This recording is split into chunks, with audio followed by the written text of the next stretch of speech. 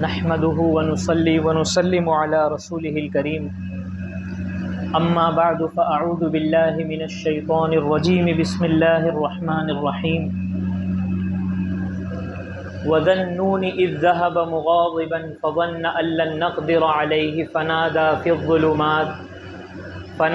الظلمات أن لا إله إلا أنت سبحانك إني كنت من الظالمين فاستجبنا له ونجيناه من الغم وكذلك ننجي المؤمنين وقال النبي صلى الله عليه وسلم دعوة ذي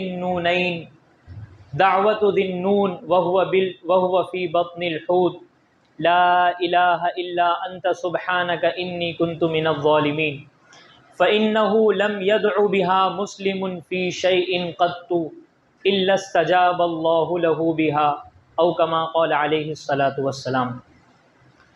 میرے محترم دوستوں، بزرگوں اور عزیز دینی ساتھیوں، اللہ تبارک و تعالیٰ نے قرآن کریم کو ہدایت کے لیے اور رہنمائی کے لیے اتارا ہے۔ اس کتاب میں مسلمانوں کی بھی رہنمائی کی گئی ہے اور ساری انسانیت کی رہنمائی کی گئی ہے۔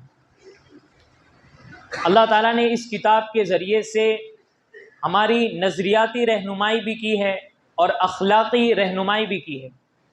ہمارا نظریہ کیا ہو، ہماری سوچ کیا ہو اور ہمارے اخلاق کیسے ہو، یہ ساری باتیں قرآن کریم میں بیان کی گئی ہے۔ اللہ قرآن میں ایک نظریہ دیتا ہے اور اس نظریے کو دلائل کے ذریعے سے ہمارے دلوں میں راسخ کرتا ہے، ہمارے دلوں میں بٹھاتا ہے کہ یہی نظریہ سچ ہے، یہی نظریہ حق ہے، اور پھر اللہ تبارک و تعالیٰ ہمارے اطمینان کے لیے، ہمارے سامنے وضاحت کے لیے مختلف قصے بھی بیان کرتا ہے۔ چنانچہ اللہ تبارک و تعالیٰ نے ہمیں ایک نظریہ دیا، لا الہ الا اللہ، کہ اللہ کے سوا کوئی معبود نہیں، لا نعبد الا اللہ، اللہ کے سوا ہم کسی کی عبادت نہیں کر سکتے، لا مسجود الا اللہ، اللہ کے در کے سوا کسی کے در پر ماتھا ٹیکنا جائز نہیں، امن یجیب المضطر اذا دعا، اللہ کے سامنے کسی سے، اللہ کے سوا کسی سے مانگنا جائز نہیں، دعا مانگنا اللہ کے سوا کسی سے جائز نہیں، امن یجیب المضطر اذا دعا، بلکہ اللہ شکوہ کر رہے کہ تم اللہ کو چھوڑ کر کہاں مانگنے جاتے ہو؟ کیا اللہ کے سوا بھی کوئی ہے جو مجبور کی مدد کر دے، جو بے کس کو سہارا دے دے؟ امن یجیب المضطر اذا دعا، یہ اللہ تبارک و تعالیٰ نے ہمیں نظریہ دیا ہے کہ اللہ کے سوا کوئی معبود نہیں، اور اللہ کے سوا کسی کی عبادت کرنا جائز نہیں، اور اللہ کے سوا کسی کے در پر جا کر جھکنا جائز نہیں۔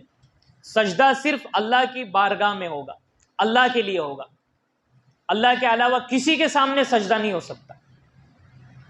یہ اللہ تبارک و تعالیٰ نے ہمیں نظریہ دیا ہے۔ فَادْعُوا اللَّهَ مُخْلِصِينَ لَهُ الدِّينَ، دعا صرف اور صرف اللہ سے مانگنی ہے، مدد صرف اور صرف اللہ سے مانگنی ہے۔ جو چیزیں مانگنا جائز ہے وہ تو سب جانتے ہی ہیں، بھائی 100 روپے کی ضرورت ہے، 1000 روپے کی ضرورت ہے، قرضے کی ضرورت ہے، کھانے پینے کی چیزوں کی ضرورت ہے، یہ مانگنا جائز ہے، تو سب جانتے ہیں۔ یہ تو قرآن میں بھی اللہ نے فرمایا کہ ایک دوسرے کی مدد کر سکتے ہو، وَتَعَاوَنُوا عَلَى الْبِرِّ وَالتَّقْوَى۔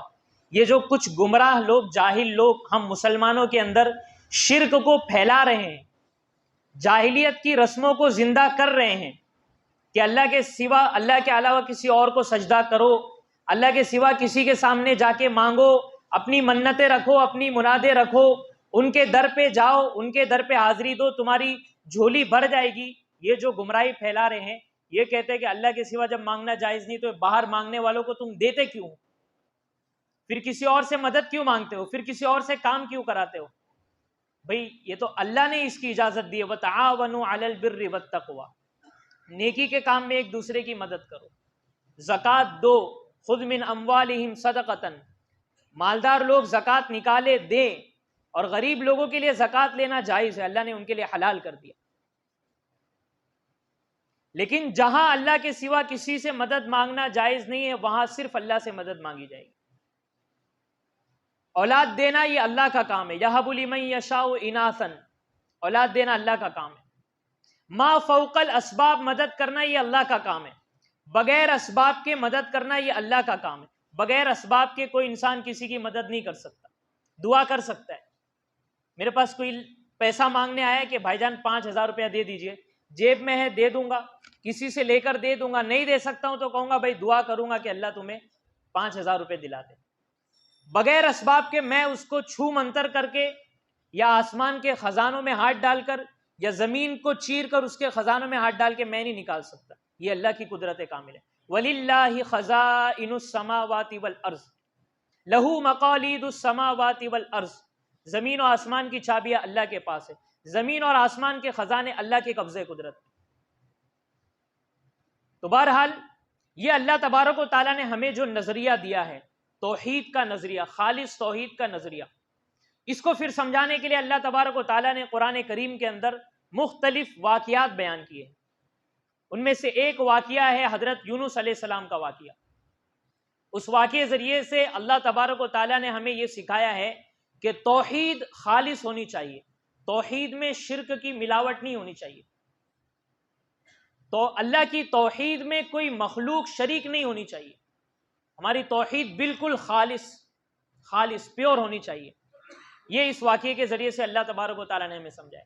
اور دوسری چیز یہ سمجھائی ہے کہ کبھی بھی ضرورت پڑ جائے، کوئی مصیبت آ جائے، کوئی بیماری آ جائے، پریشانی آ جائے، اللہ کے در کو چھوڑ کر کہیں نہیں جانا، صرف اللہ کے در پہ آنا. اللہ کے در کے علاوہ کبھی تمہارا مسئلہ حل نہیں ہوگا. یہ بات اللہ تبارک و تعالیٰ نے سکھائی. حضرت یونس علیہ السلام جلیل القدر انبیاء علیہ السلام میں سے ہیں. عراق کے دارالحکومت نینوا میں وہاں ایک بستی ہے موصل. اس بستی کے اندر یونس علیہ السلام پیدا ہوئے. جس قوم میں آپ بھیجے گئے تھے وہ لوگ بتوں کی اور مورتیوں کی پوجا کرتے تھے، بت پرستی کیا کرتے تھے. یونس علیہ السلام کئی سالوں تک انہیں توحید کی دعوت دیتے رہے، اللہ کی طرف، دین کی طرف بلاتے رہے. لکھا ہے کتابوں میں کہ 9 سال تک ان کو دعوت دیتے رہے.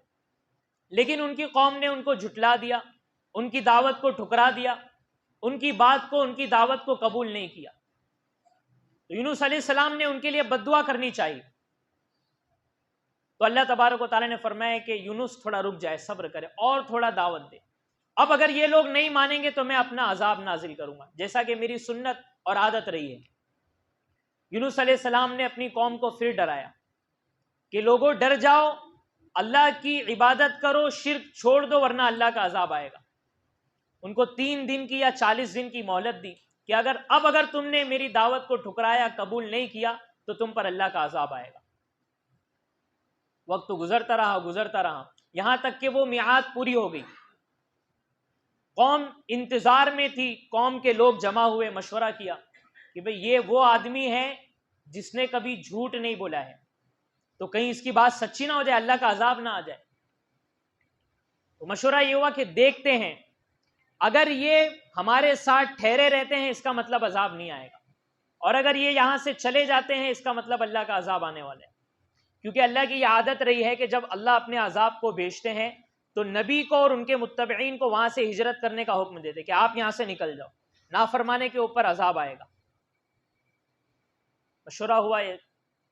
اب اس کے بعد لوگ انتظار کرنے لگے کہ اچانک عذاب کے آثار نظر آنے لگے، عذاب کی نشانیاں، عذاب کی علامتیں دکھائی دینے لگی.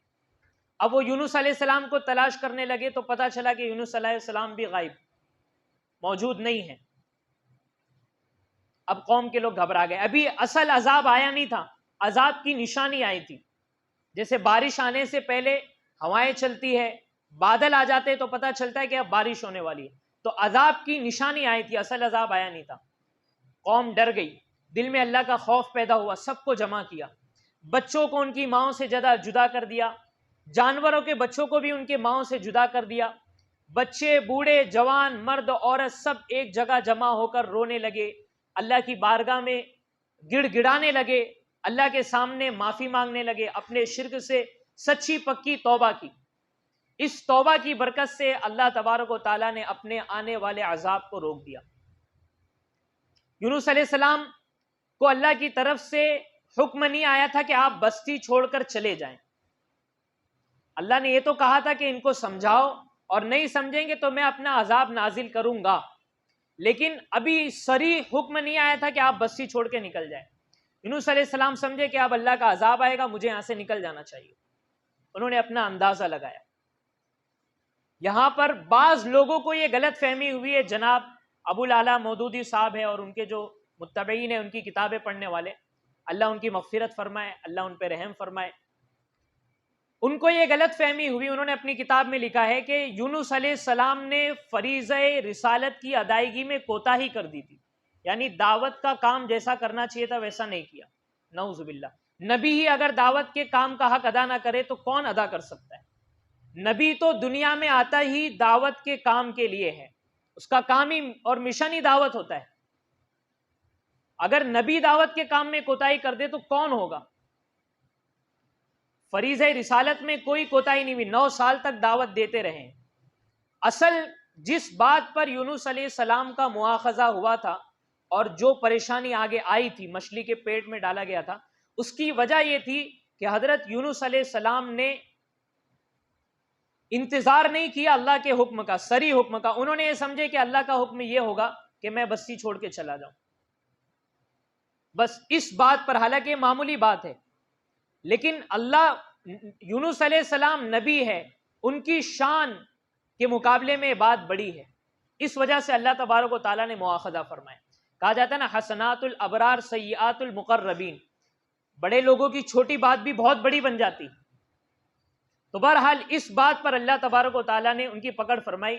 انبیاء علیہم السلام معصوم ہوتے ہیں، گناہوں سے پاک صاف ہوتے ہیں، ان سے اگر کوئی اجتہادی چوک بھی ہو جاتی ہے تو اللہ تبارک و تعالیٰ کبھی کبھار پکڑ فرما لیتے. لیکن یہ ہمیں اجازت نہیں ہے کہ ہم انبیاء کی پکڑ کرتے بیٹھیں، ان کے اندر خامیاں نکالے، ان کے اوپر تنقید کرے، یا نعوذ باللہ ان کی شان کے خلاف الفاظ استعمال کرے. یہ یونس علیہ السلام کہہ رہے ہیں میں ظالم ہوں، کیا ہم کہہ سکتے ہیں نعوذ باللہ یونس علیہ السلام ظالم تھے؟ یہ الفاظ استعمال کر سکتے؟ نعوذ باللہ نہیں، ہماری پکڑ ہو جائے گی، ناجائز ہے. تو بہرحال یونس علیہ السلام وہاں سے نکل گئے، سمندری علاقہ تھا تو وہاں کشتی کا انہوں نے آگے سفر کیا. ایک کشتی میں سوار ہوئے. کشتی میں جیسے آپ سوار ہوئے، سمندر میں طوفان آ گیا، کشتی ہچکو لینے لگی، قریب تھا کہ کشتی سمندر میں غرق ہو جائے. کسی نے کہا کہ لگتا ہے کہ کوئی غلام اپنے آقا سے بھاگ کر آ گیا. یونس علیہ السلام نے کہا ہاں میں وہی ہوں، میں اپنے اللہ کے حکم کا انتظار کیے بغیر آ گیا. غلطی کا احساس ہوا، چوک کا احساس ہوا کہ مجھے اللہ کے حکم کا انتظار کرنا چاہیے تھا، اللہ کے حکم کے بعد بستی چھوڑنی چاہیے تھی. کہا نہیں حضرت آپ کیسی بات کر رہے ہیں؟ کہا کہ اب ایک آدمی کو کشتی چھوڑنا پڑے گا، سمندر میں چھلانگ لگانی پڑے گی تو یہ ہم بچ سکتے، کشتی ہمارا بوجھ نہیں اٹھا سکتی. یونس علیہ السلام نے کہا کہ میں کود جاؤں گا. نہیں حضرت. 3 مرتبہ قرآن اندازی کی گئی، ہر مرتبہ یونس علیہ السلام کا نام آیا، لوگ تیار نہیں ہوئے، منع کر دیا. یونس علیہ السلام آگے بڑھ کے خود سمندر میں کود گئے. ادھر اللہ کی طرف سے مچھلی کو حکم ہوا کہ تم جاؤ وہاں پہ اور یونس علیہ السلام کو نگل لو، لیکن خیال رکھنا وہ ہمارا محبوب بندہ ہے، ہمارا لاڈلا بندہ ہے، اس کو نقصان نہیں پہنچانا، زخمی نہیں کرنا، کھا مت لینا، سلامت رکھنا، محفوظ رکھنا. اس مچھلی نے یونس علیہ السلام کو اپنے پیٹ میں نگل لیا. تھوڑی دیر کے لیے انہیں احساس ہوا کہ میں مر گیا، میں ختم ہو گیا.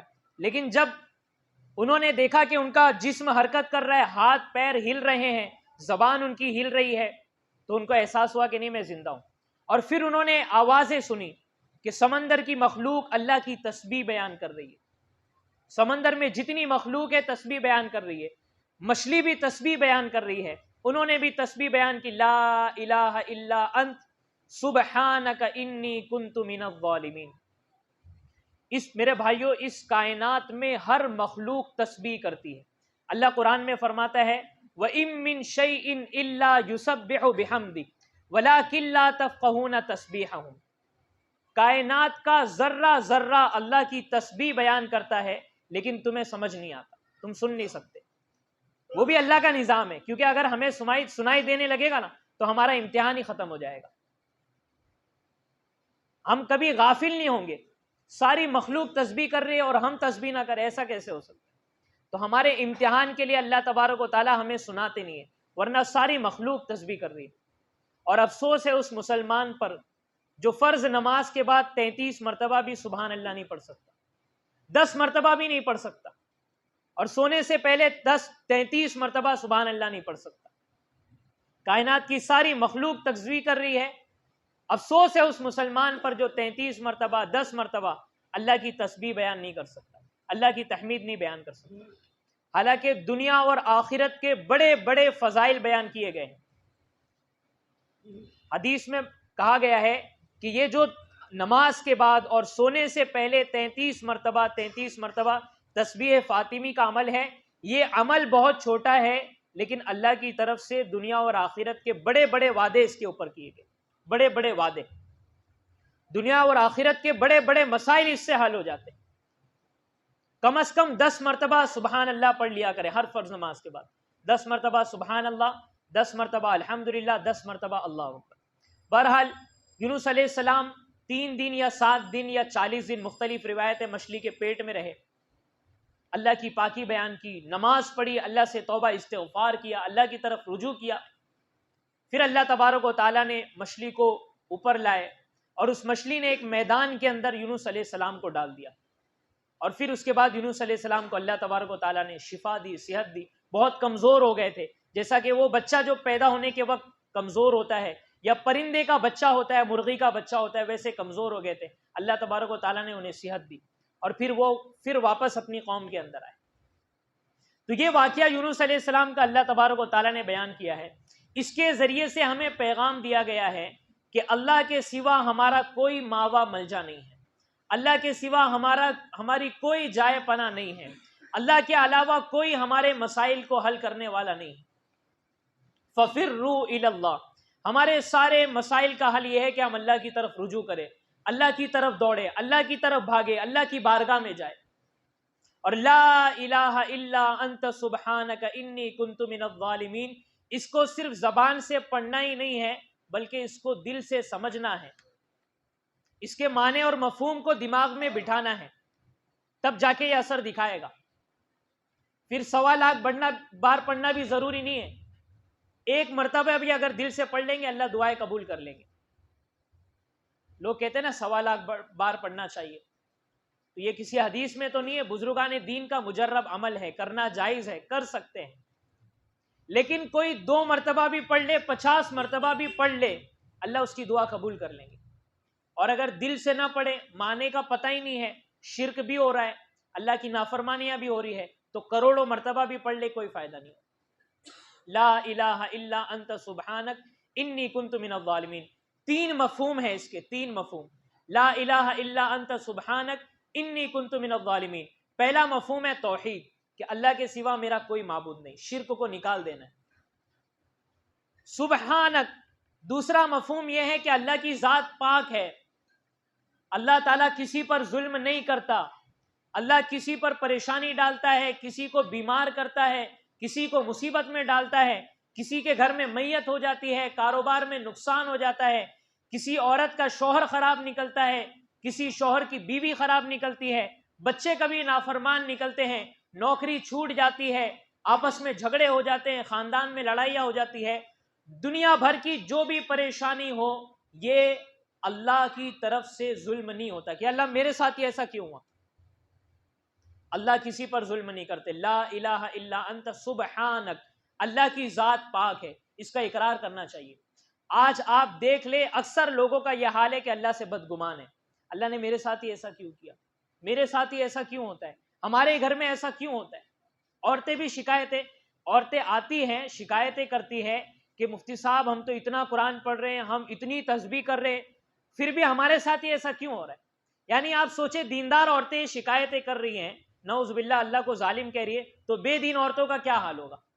وہ تو بے دین نماز کیوں نہیں پڑھ رہی، ان کو نماز پڑھو. او بھائی ہم کیوں نماز پڑھیں، اللہ ہمارے ساتھ اچھا کر رہا ہے کہ جو ہم نماز پڑھیں.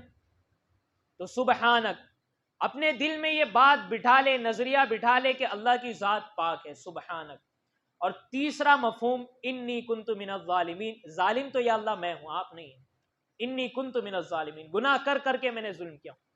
وہ تو اللہ تیری شان کریمی ہے، تیری شان رحمت ہے کہ تو نے مجھے ہلاک نہیں کیا، ورنہ تو میں اس لائق ہی نہیں تھا کہ میں اس زمین پر اپنے پاؤں رکھتا، میں تو زمین میں دفن کر دیے جانے کے لائق تھا. لا الہ الا انت سبحانک انی کنت من الظالمین. ان تین مفہوموں کو اپنے ذہن میں رکھتے ہوئے پڑھیں۔ پہلا مفہوم توحید، دوسرا مفہوم اللہ کی پاکی، اور تیسرا مفہوم اپنے گناہ کا احساس، اپنے کو ظالم سمجھنا۔ پھر اللہ سے مانگے، اللہ آپ کی دعا ضرور قبول کریں گے۔ دو حدیثیں سنا کے اپنی بات ختم کروں۔ ایک روایت میں ہے کہ لا الہ الا انت سبحانک انی کنت من الظالمین، اس میں اعظم ہے۔ جو بھی اس سے دعا کرے گا، اللہ سے مانگے گا، اللہ اس کی دعا کو قبول کریں گے اور اللہ تبارک و تعالیٰ اس کی مرادوں کو پوری کریں گے۔ دوسری حدیث میں ہے کہ جو مسلمان بھی، صحابہ کرام نے پوچھا کہ کیا یہ دعا یونس علیہ السلام کے لیے خاص تھی یا کوئی بھی مانگ سکتا ہے؟ حضور اکرم صلی اللہ علیہ وسلم نے فرمایا سارے مسلمانوں کے لیے ہے۔ فَإِنَّهُ مَا مِن مُسْلِمٍ، کہ جو مسلمان بھی لا الہ الا انت سبحانک اس دعا کے ذریعے سے دعا مانگے گا، اللہ تبارک و تعالیٰ ضرور بھی ضرور اس کی دعا کو قبول فرمائیں گے، اور اللہ رب العزت اس کی مرادوں کو پورا فرمائیں گے، اس کی حاجتوں کو پورا فرمائیں گے۔ اللہ رب العزت سے دعا ہے کہ اللہ رب العزت اس دعا کے مفہوم کو سمجھ کر ہمیں اس دعا کو مانگنے کا اہتمام کرنے کی توفیق عطا فرمائے۔ وآخر دعوانا ان الحمدللہ رب العالمین۔ جن حضرات کی سنتیں باقی وہ سنتیں پڑھ لیں۔